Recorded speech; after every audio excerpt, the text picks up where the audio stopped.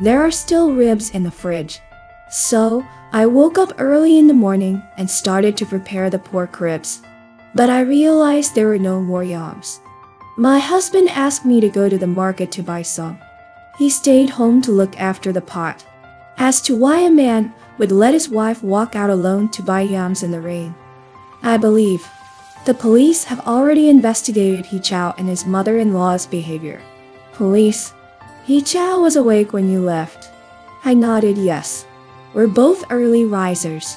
My husband had a blocked nose. He woke up to take his medicine. Police. He has a blocked nose. Yes, cold and runny nose. He took the medicine and probably dozed off. His nose is blocked, so he can't smell the gas. The police. What time was it when you left the house? People don't usually keep track of what time a minor incident occurs. I shook my head, not paying attention. The policeman asked in the gentlest of tones, as if it were an unimportant question. When you came back from buying yams, why did you go the other way? It's not normal for me to suddenly go the other way. If I hadn't gone that way, I wouldn't have had an accident. I'd be home on time. If I'm home, if there was a gas leak, I would have noticed and opened the window in time, and there wouldn't have been an explosion. My husband wouldn't have died. I'm going to buy cigarettes. Cigarettes? Yes, sir. When I left the house, my husband asked me to buy him 2 packs of cigarettes. The place where they sell cigarettes is closer from that road.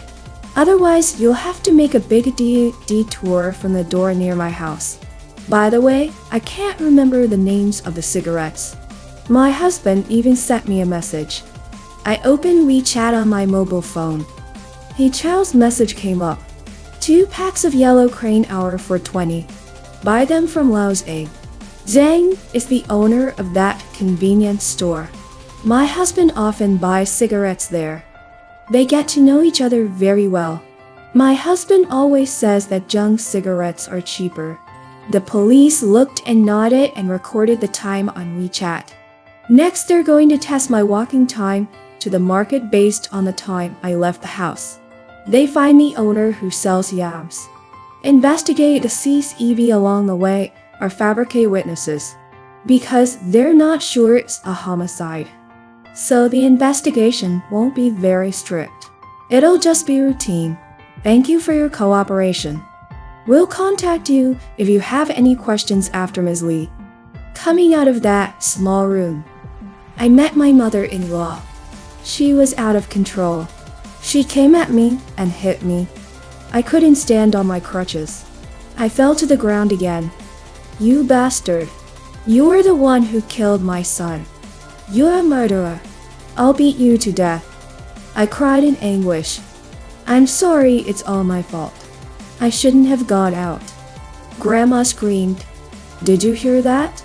She admitted it herself. She's the one who killed my son. Why are you standing there? Arrest her. She's a murderer. She's as bossy as ever, but she's forgotten this isn't her kingdom. This is a police station. The police were very keen to catch her words. Deliberate revenge. When questioned in detail, she couldn't say anything. She just kept telling the police to arrest me. Naturally, the police couldn't arrest anyone. She said that the police had been seduced and bribed by me. She's going to sue us. She couldn't make much of a scene. I know I've survived the first stage. Next, the police will focus on intentional retaliation. They're going to investigate my relationship with Ho Chu. Investigate me? I'm afraid you won't. The storm is coming. I went back to my mother-in-law's place, but I was kicked out. That house is my matrimonial home with He Chao. It's a 3-bedroom flat. My parents and I paid for it. I found a rundown guest house and stayed there temporarily. Soon after, the insurance company contacted me. They asked me to prepare the documents for Ho's death. I was in a state of grief and paid no attention. A woman who had just lost her beloved husband. Except for her grief, she shouldn't be interested in anything else. I know there are people who are worried about me. Insurance companies aren't that clever. The insured dies. They'll know the first time and they'll rush people to file claims. The actual procedure should be for the insured's family or beneficiary to report the case. I didn't report it at all. I was full of grief. I shouldn't have thought of my husband's compensation in the first place. The mistress and mother-in-law should have tried to claim the insurance money quietly. They were told that only I could claim. That's why the insurance company called me. They were going to scold me like before after I claimed the insurance money. Then they'd say something nice and I'd hand over the money. Ho's insurance is accident and term life. Unlike critical illness insurance, these two types of insurance have high sum insured. The premiums are relatively low.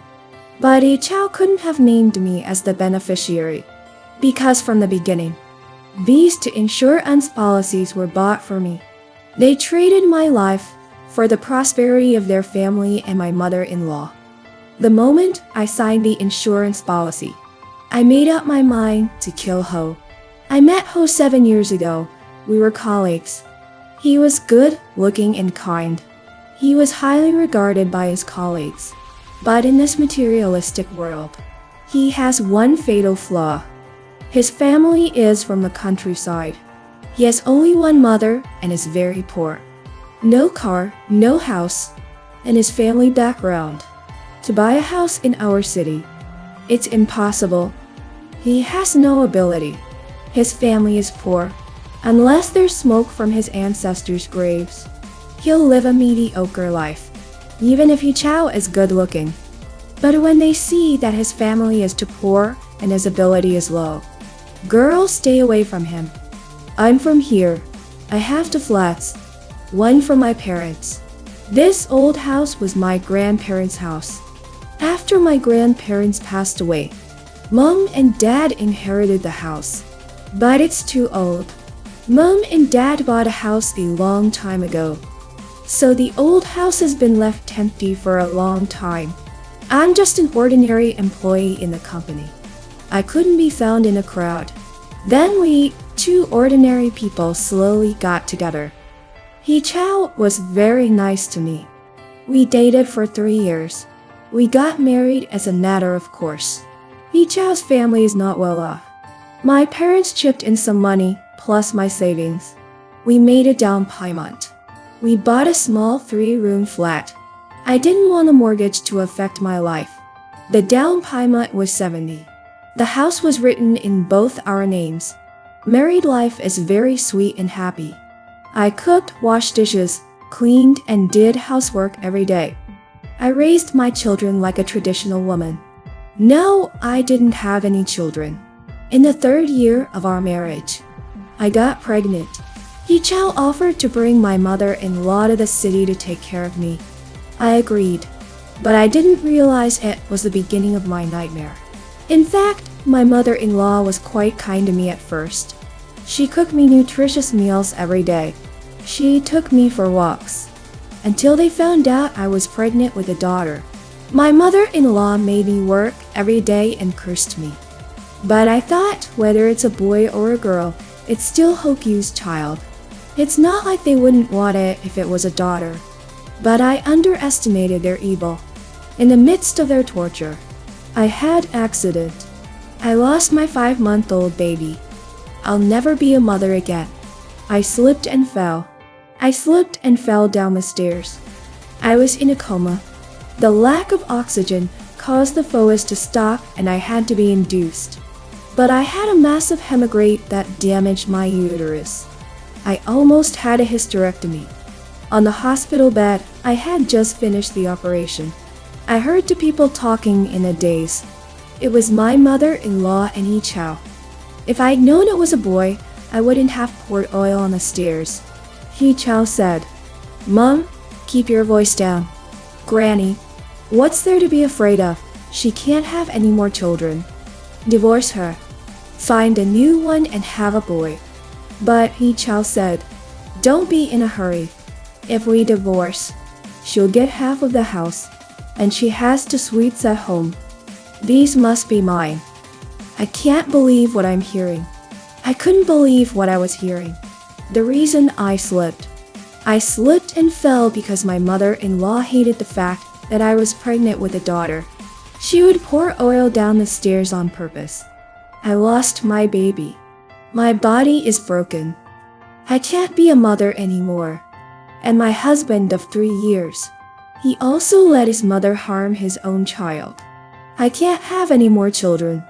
And he's taking advantage of my house. He divorced me. At that time, I wanted to jump up immediately. I wanted to jump up and kill those two devilish mothers. I couldn't even get rid of them. But I couldn't get up because of the drugs. I calmed down. I thought about it carefully. Firstly, I have no evidence. Both my mother-in-law and husband have good reputations. No one would believe they'd harm anyone. Secondly, I just had an operation. I'm weak. I'm no match for them. Thirdly, if I kill them or hurt them, I'll go to jail. My parents are old. I can't let them be sad. I decided to get well first. Maybe it's because I feel a little bit guilty. Or maybe it was because of the house.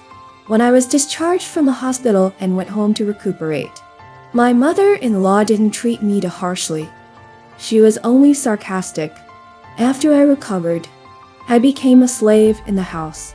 Buddy Chow came home later and later. I often smelled perfume on him. I saw lipstick marks on his clothes. I often took the opportunity of grocery shopping to follow and investigate her. Soon I found his mistress, a pretty and alluring woman. She had a big tummy. My mother-in-law was humming a little song as she walked around all the time. Looks like she's had a checkup. It's a boy. I secretly put a tape recorder and monitor at home. I heard them discussing how to get me out of the house. There were many options. First, pay someone to seduce me, and then set up an adulterous affair. The second is to sell me. There are many cases of traffickers, cases of women abduction. But they think it takes 2 years for a missing person to get a divorce. Besides, my parents will definitely call the police to look for me. It's too risky to rule out. Thirdly, poisoning. Chronic poison. To make me physically sick. But I'm not stupid. I'll go to the hospital if I'm not feeling well. If I find out it's poisoning, I will definitely report to the police. They will be investigated. So I ruled it out. Fourth, let me die accidentally. As long as I die, he'll be a handsome, pathetic, dead wife, young man with a house and a car. But if I die, my parents have a share of my property. They can't afford to give it to my parents. Unless my death will bring him more benefits than the money they'll give to my parents. Wife murder and insurance fraud. No one knows which will come first, tomorrow or the accident. If I die, they'll get a big insurance payout. If they buy enough, they can live a rich and prosperous life for the rest of their lives. And the share that goes to my parents when I die is nothing compared to the insurance money. I'm very grateful to them. Analyzing the various methods of killing so thoroughly. After determining the methods, the first thing to do was to get insurance first, then determine exactly how to carry out the murder. He Chow found an insurance agent. He asked in detail what kind of insurance would cost less but get more money. I had an operation. Critical illness insurance is definitely excluded because there is an exclusion clause, although there is a death benefit, but there is a waiting period of 90 days. That's too long for them, and it doesn't pay out during the waiting period. The cost is high, but the sum insured is low. The sum insured is the final compensation amount. Accident insurance and whole life insurance are the most suitable. Whole life is too expensive and long. If you die within 20 years, no matter what the cause is, you'll get a death benefit. Accident insurance is even better. It's notoriously cheap and pays out a lot.